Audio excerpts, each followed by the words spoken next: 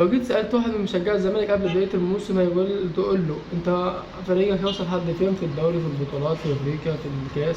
هيقول لك ممكن ننافس على الدوري ومش بعيد ناخده، ممكن نوصل أفريقيا للنهائي ومش بعيد لأ. هتقول له طب إيه حجتك، إيه دليلك؟ هيقول لك إحنا أبطال الدوري موسمين ورا بعض، أبطال الكاس على حساب الأهلي، وغير إن لعبتنا أحسن فريق في لعبتنا أحسن لعبة في مصر، وإن الإدارة مش تبخل علينا بالصفقات زي أي حاجة.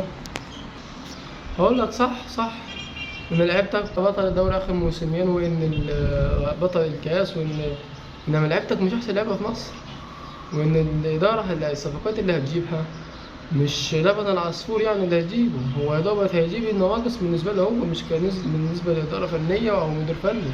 لا، الاداره ما لبتش طلبات الفريق، ما بصتش المركز الناقص، ما بصتش للاماكن الفاضيه، ما بصتش الكلام ده. هي بصت ان هي تجيب كام صفقه بس، انما كام كيف لا، بصت على كام من الصفقات كان نستعملهم كيف او استخدامهم لا. وبدليل عندك واحد زي عمر جابر جاي ملاعب من نادي بيراميدز، عنده كام سنه، خلاص بيشطب كوره وجاي الزمالك. طب ممكن يكون ادى في موسم حلو مع البيراميدز؟ لا ابدا. لعب 30 مباراة لم يسجل ولا يصنع أي هدف. أنت متخيل باك يمين في نادي الزمالك مشتريه جديد 30 مباراة لم يسجل أو يصنع أي هدف، ومستني يجي يعمل إيه في الزمالك؟ فبالتالي يعني أنت ما أعطيتوش أسباب النجاح عشان يجي ينجح عندك، أو مفيش مؤشر لنجاحه عشان يجي ينجح. بالنسبة لزكريا الوردي، يعني أنت دفعت فلوسك في لاعب أجنبي، وبعدين ما لعبش غير 3 مباريات ونص، يعني بمعدل 315 دقيقة في الموسم كله، وخد بعضه ايه؟ وقال لك انا ما اقدرش استحمل ضغط جمهور، وما اقدرش استحمل كذا، وما اقدرش استحمل كذا، وانا جايبك ليه؟ هتلعب جوه البيت بس؟ لا. انت المفروض، انا كمفروض اداره، او المفروض كلجنه تخطيط، او كايا كان، انا دوري ايه؟ بشتري صفقات او ادور على اللاعب، هل ده يستحمل ضغط الجمهور؟ هل ده يستحمل الفانلة اللي يلبسها التقيله تحت الزمالك؟ هل ده يستحمل البطولات؟ هل ده يستحمل الارهاقات؟ هل ده يستحمل السفر؟ هل ده يستحمل كذا؟ يستحمل كذا؟ هيستحمل كان بيها، مش هيستحمل يبقى شاف غيره. تيجي عند دونجا، الزمالك جابه من بيراميدز، تبص على مستواه هتلاقيه لا يؤهله انه يلعب رقم واحد زي امام عاشور. امام عاشور اللي انت مشيته بعد ما رفض التجديد بالمبلغ اللي انت هتدهله، ما هو من حق. يعني انت لما تبص واحد زي زيزو، احد نجوم الفريق بلا شك، واحد زي زيزو ياخد 30 مليون، وانا عقد 2 مليون، فانا ازاي هلعب مع ده؟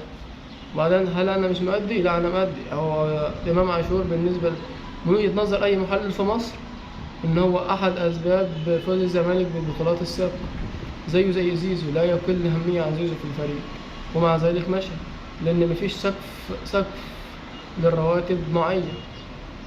اللاعب اللي عايز كذا جنيه بتديه جنيه، اللي عايز 2 بتديه 2، وده سبب في الازمه الماليه في نادي الزمالك. فانت لو تحط سقف للرواتب ما كانش امام عاشور، واحد زي امام عاشور مشى. تيجي مصطفى الزناري، لعب كم مباراه في موسم طويل عريض؟ لعب كم مباراه؟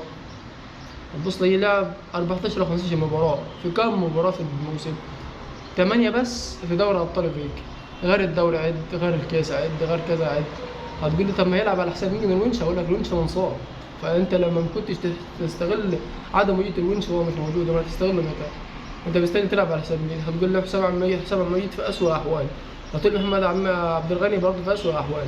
فانت انا جايب مدافع المفروض يستغل غياب اللعيبه الاساسيه عشان يحط قدم ويلعب بقالهم، انما انت ما عملتش كده. انت بصيت ان انا هجيب كذا، هبص هجيب كذا، انما انت ما دورتش على ان اللعيب اللي هيفيدني ولا مش هيفيدني. لو دخلت على خط الهجوم هتلاقي حاجات كده يعني عشوائيه. تبص تلاقي واحد زي سامسون بوكونيولا عمل ايه، ولا قد ايه، ولا ايه اللي عمله يستاهل ان هو يلبس في بنت الزمالك؟ ايه اللي عمله ولا اداه في الملعب يستاهل ان هو يوصل لده كله؟ هدف. واحد زي ابراهيم نضاع جه لعب مباراتين، وبعد كده عايز تشوف ابراهيم نضاع تتفرج عليه روح للمستشفى زون، غير كده مفيش. طبعا انا كاداره مش المفروض انا فريق بحجم الزمالك قبل ما اجيب اللاعب اعمل له فحص طبي، اعمل له كشف طبي، اعمل له كذا وكذا وكذا؟ امال انا هجيبه اعالجه عندي؟ انا فاتح مستشفى؟ لا مش فاتح مستشفى، انا جايب فريق استثمر فيه، جايب لعيبه استثمر فيه، بحيث ان يجيب له بطولات، بحيث ان يجيب له فلوس، بحيث ان انا اقدر اناطح الانديه اللي حواليا. انما اجيب لعيب اعالجه، طب ما كده خساره عليا انا.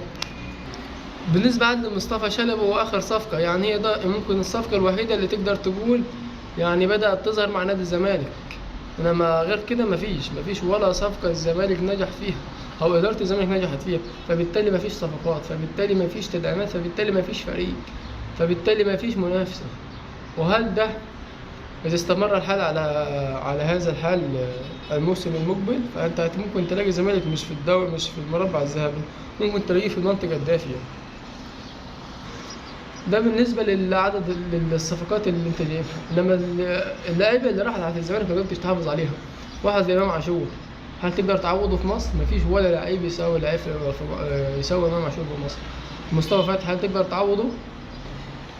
مفيش لاعب يساوي امكانيات مصطفى فتحي. فانت خسرت، انت اداره بتفكر انا هبيع اللاعب فلان هجيب فلوس. طب انت هتجيب فلوس، هتعمل بيها الفلوس طالما مفيش لعيب؟ انا طالما عندي واحد زي امام عاشور وعارف ان انا لو حبيت اجيبه واعوضه مش هيقضيني 5 مليون دولار، طب انا هبيعه ليه؟ ايه المستفاد؟ هستفاد ايه ماديا؟ هستفاد ايه كذا؟ هستفاد؟ مفيش استفاده. واتمنى ان الاداره تصلح شويه عن كده، بس لان لو استمرت على هذا الحال مفيش منافسه، مفيش زمالك، مفيش بطولات، مفيش اي كذا، مفيش اي حاجه.